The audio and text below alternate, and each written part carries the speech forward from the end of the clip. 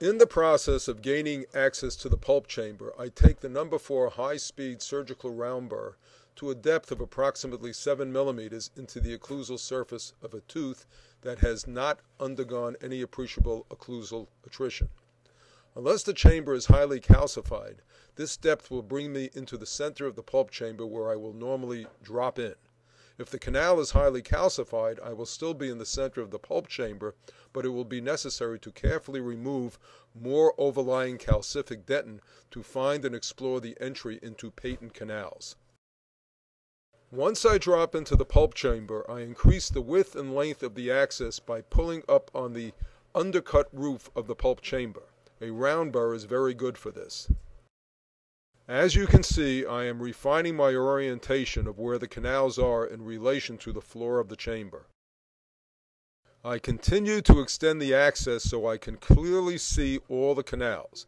It is not necessary that all the canals be seen at one time from one vantage point, but it is necessary to see all the canals clearly. Please note how I open up more towards the palatal for a clearer view of the palatal canal. At this stage in gaining access, the 3 orifices are clearly seen. Irrigation digests tissue remnants as well as removing any dentinal dust present. To clarify the initial observation that no other orifices are branching off from the ones that I have already found, I go slightly deeper with a number 2 high-speed surgical round burr and then irrigate the debris out.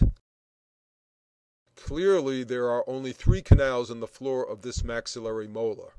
Given the initial shape of the mesiobuccal canal, one could say that there was really 2 canals that joined almost immediately, but this is more a semantic subtlety than an issue that has any practical merit. One additional interesting note is the color of the floor. Please note that the apices of the colored pattern on the floor of the pulp chamber are where the orifices of the canal reside. The coloration of the roof of the pulp chamber is a useful guide in determining where the pulp is, and that same coloration is a useful guide in determining where the orifices are by paying special attention to the most lateral extensions of these colorations.